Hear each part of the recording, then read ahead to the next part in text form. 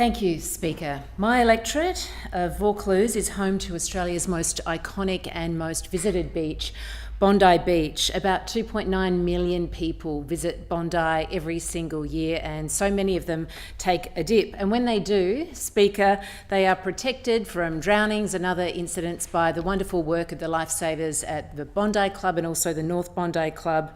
And when they swim, they're also protected by sharks and shark attack by a variety of different measures that are in place. And that's what I want to talk about today.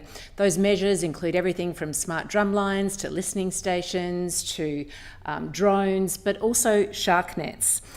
During the summer period, we have all of those in place, and the shark nets have been there at Bondi since 1937, every year except for a few years during World War II, and there hasn't been a human death since their installation. In fact, the last serious shark attack was in 2009 when a surfer lost his leg.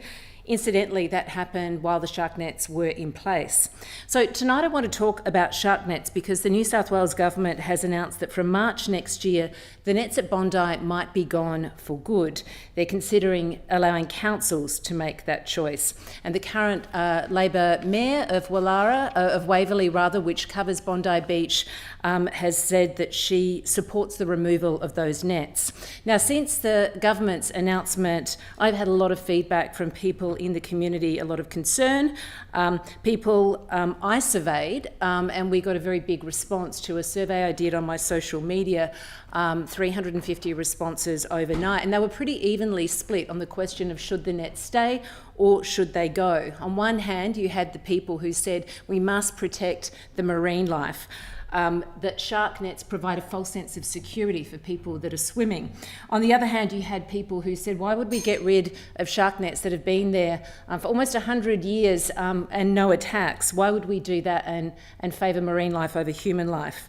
But then there were comments from people like Alexandria, who reached out to me and said, maybe thinking we need to educate the public about all of the options. I live at Bondi Beach, but I know very little about the nets and the other technology available to us. So I wanted to use this opportunity in the chamber today to answer Alexandria's question in part and begin that very important conversation that we have and that is impacting so many people.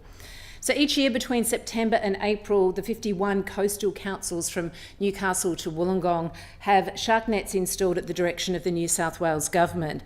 Now, the Government is proposing that we remove them a month earlier, and that is to avoid turtle migration that happens during that period, and they may be gone for good at that time. So how do they work? Well, shark nets are 150 metres in length, 6 metres high, and they are set in 10 to 12 metres of water about 500 metres offshore. Now, contrary to common belief, shark nets don't cover the entire length of the beach. So for a beach as wide as Bondi, which is about 800 metres, there is ample room for sea life, including sharks, to swim around and over. In fact, a report by the New South Wales Department of Primary Industries Fisheries Scientific Committee found that almost 40% of shark entanglements occur on the beach side of the nets. So the sharks have already gone in and they're trying to get out.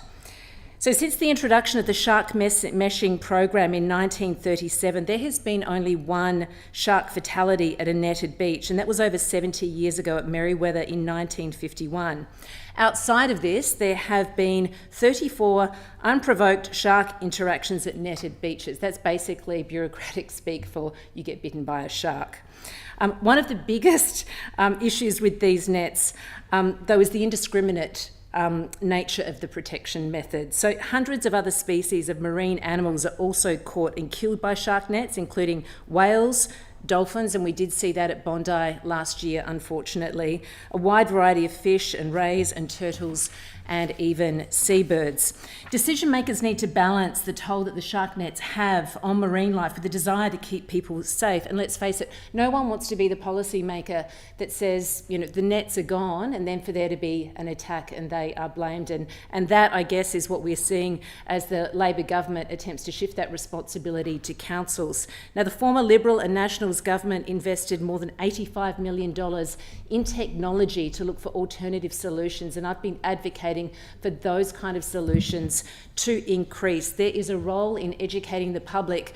I hope that I've played a small role in that tonight. If you have more questions, I'm happy to answer them, because this is a very important conversation for our community and our community safety.